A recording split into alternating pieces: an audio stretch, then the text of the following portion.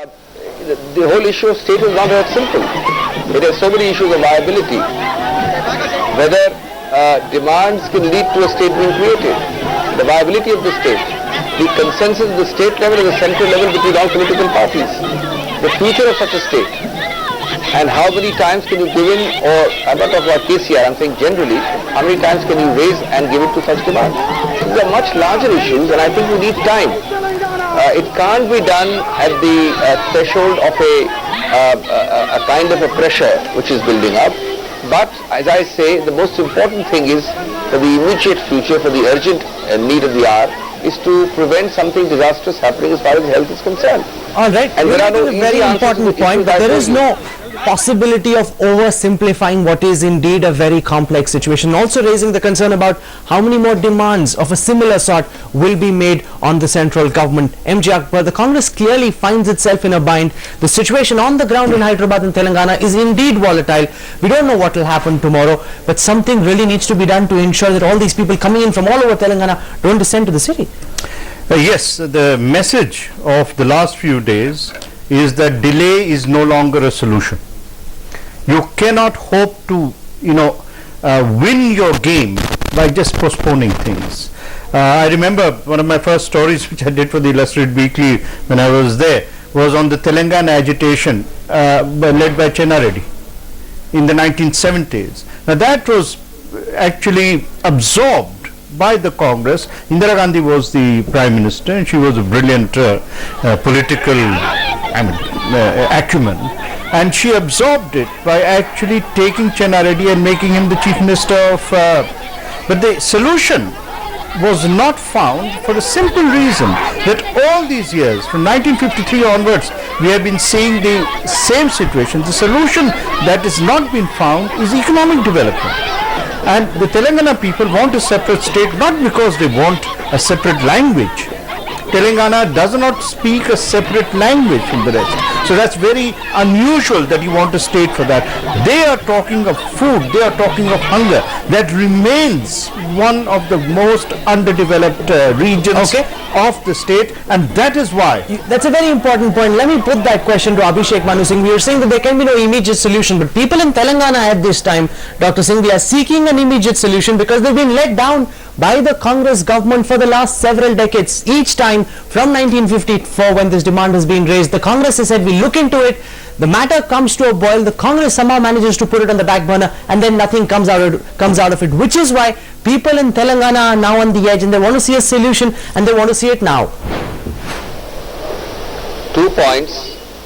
As I said, you are oversimplifying. First of all, you are suggesting that the Congress is the only party which is holding out against Telangana and that everybody in Andhra Pradesh wants Telangana. That's a mistaken notion because you see the political history from pre-NTR, through NTR to the recent elections, and you will get an idea of where the vast majority of opinion lies. So it's not as simple that a vast majority wants Telangana immediately on a straw poll. But the second is more important. There is no necessary contradiction between two different things you're talking about. Yes, we are more concerned than you are about hunger and development and that nature.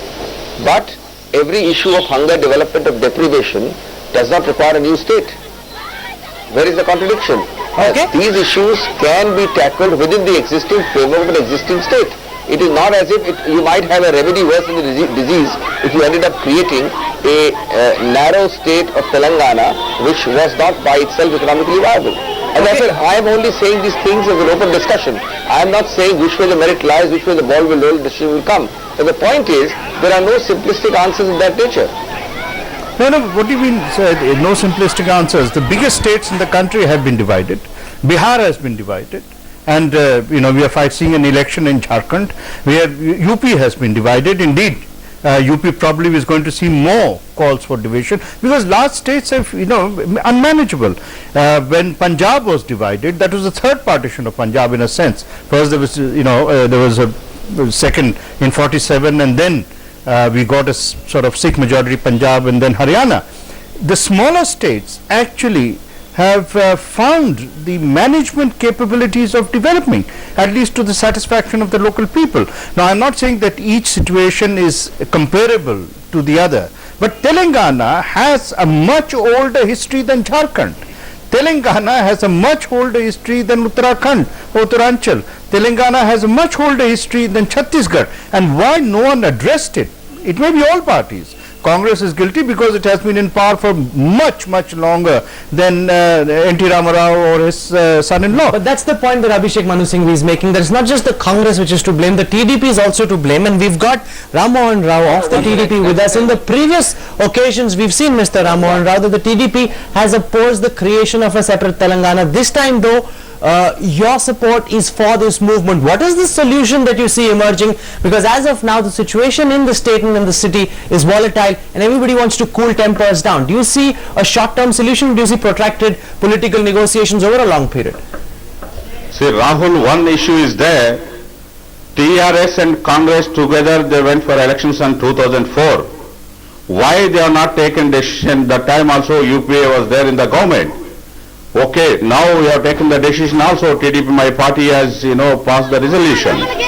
But why they are saying TDP is opposed? That time, TRS and Congress together, they went to the elections, they won. They formed the government in the state and center also. So now ball is on their Congress court. They have to take the decision and, see, being a regional party, though we are in Telangana and Rayalaseema and Andhra, we have to take all the public opinion, we have taken the decision. And my party very clearly said, we respect the people of sentiment, Telangana people. So we never, opposed. Congress, they went elections in 2004 along with the TRS alliance. So they promised Rahul, actually, irrespective of what positions whichever party might have taken, every movement at some point develops what might be called critical mass, develops some chemistry at that moment. And I think this fast is actually reminiscent of Potti Sriramalu's fast. Then too, Andhra was first, as you know, put into Madras presidency.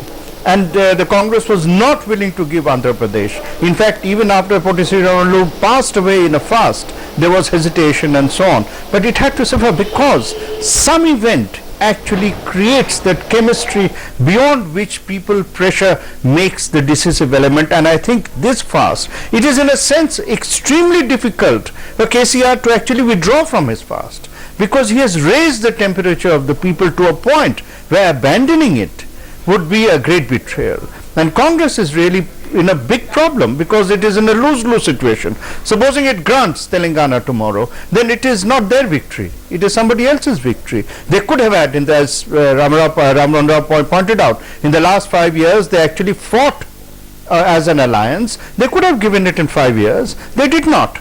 Today, if they surrender, it is somebody else's victory. If they do not surrender, then it is their defeat. So, heads I lose, tails I lose. Absolutely, which is why the Congress is in this tight situation, and as of now there's a very high-level meeting taking place. Several top cabinet ministers attending that meeting and keeping a close track is our New Delhi Bureau Chief Sunil Jha. He now joins us. Sunil, what is the sort of solution that the Congress party is looking to work out, and what's the timeline in which we'll see the decision play out? See, Rahul, what we understand, the meeting going at 10 Janpath right now, which is expected to go on for about half an hour more, after which Rosaiya is expected to go and meet the Prime Minister and present the proposal which the Congress party has in hand.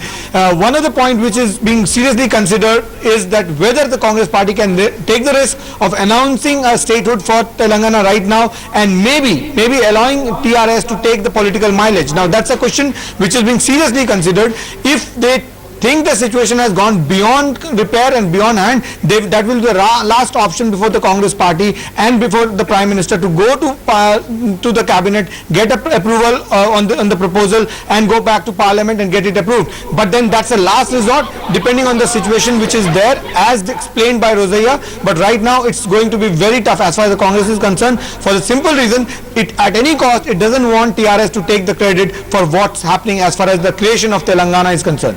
Alright, in fact we got Prabhu's take on this on our screen at this time. You saw that option one was to announce statehood immediately, which really means, as Sunil was saying, that KCR takes all the credit. The second is to try and get KCR off this fast in some manner and buy time. That way the heat will fizzle off at this time and the credit can be shared between the TRS and the Congress, because the Congress government would have allowed this state to come through. The third is to grant Telangana without Hyderabad, which is something that the people in Telangana might not necessarily accept, but then this might also be an attempt to appease the areas of coastal Andhra Pradesh and Rayalaseema, because Hyderabad is the center point of the state.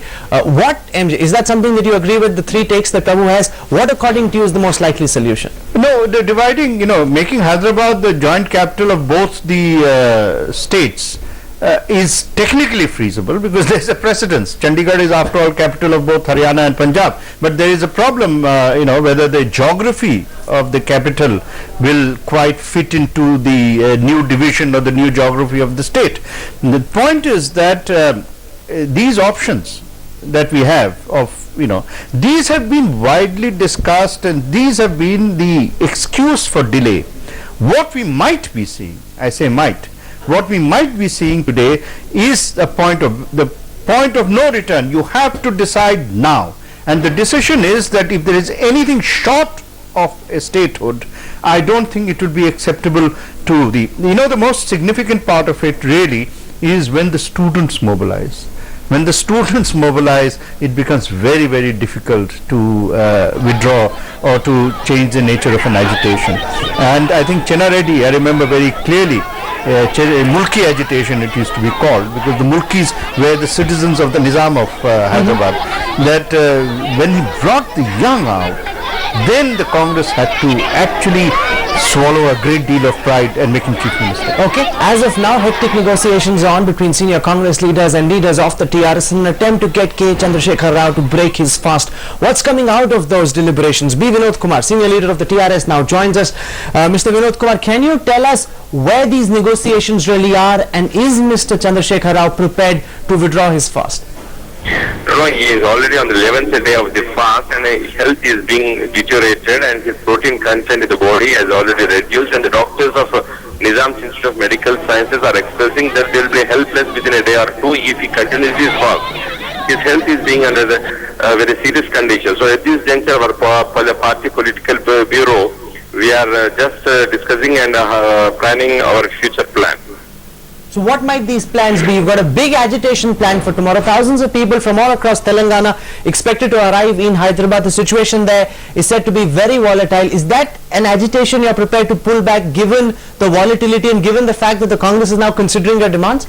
Yes. Today the Congress Party Core Committee has sat for twice, and they are under serious discussion, and we were given impression through the media that just they are planning for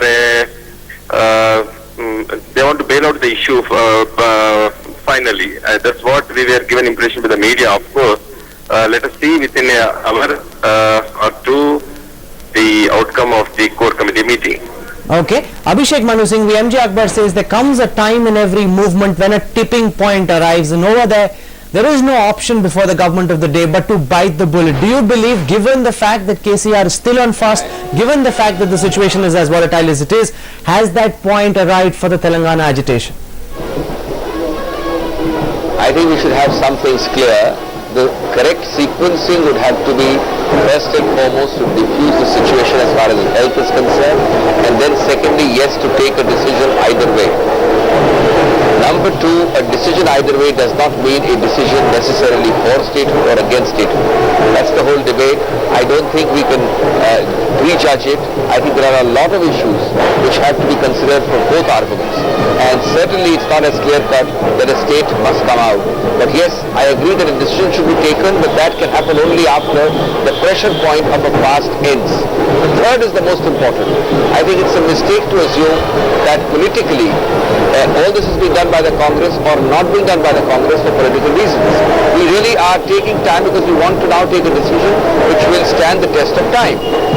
Politically, if it was the case, let me tell you that from pre-1982, the TDP has consistently and vociferously opposed Telangana.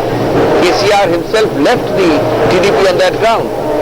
There have been innumerable elections after that, and barring a short period endorsement by the Congress in 2004 of Telangana, the Congress has not specifically endorsed it on its own. It's always called for a consensus.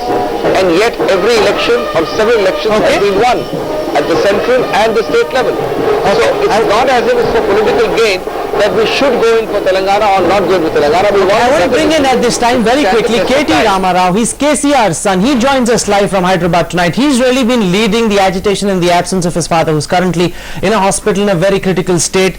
K.T. Ramarao, take us through these discussions you've been having with senior Congress leaders. Are you seeing a solution unfold anytime soon? Well, the Congress party itself has been deliberating on the issue, and I understand they might come out with some sort of a solution very soon. We are looking forward to it, but I can't say more than that at the moment. Well, I think very clearly some hope has been offered. I think the Chief Minister Rosaiah, before he left Hyderabad, clearly has sent second track, to use the term, message to them that we will deliver something, and therefore I think tomorrow morning the fast will be called what off. is the demand? If the Congress says let's talk, let's break the fast at this time, let's talk beyond that, and let's see if we can work towards statehood, is that a solution which is acceptable to you, or do you demand that statehood be granted and granted immediately? You know, we had a couple of specific demands, one being that the State Assembly pass a resolution with regard to the formation of Telangana State, and then the UPA government should declare a specific time-bound program wherein they should state clearly as to when and how they would go about taking the next logical steps, which is introduction of the bill in the Parliament, sending it to the President, etc., etc. If they are willing to come forward with an honest and transparent effort, then certainly we will welcome it and we will appreciate it.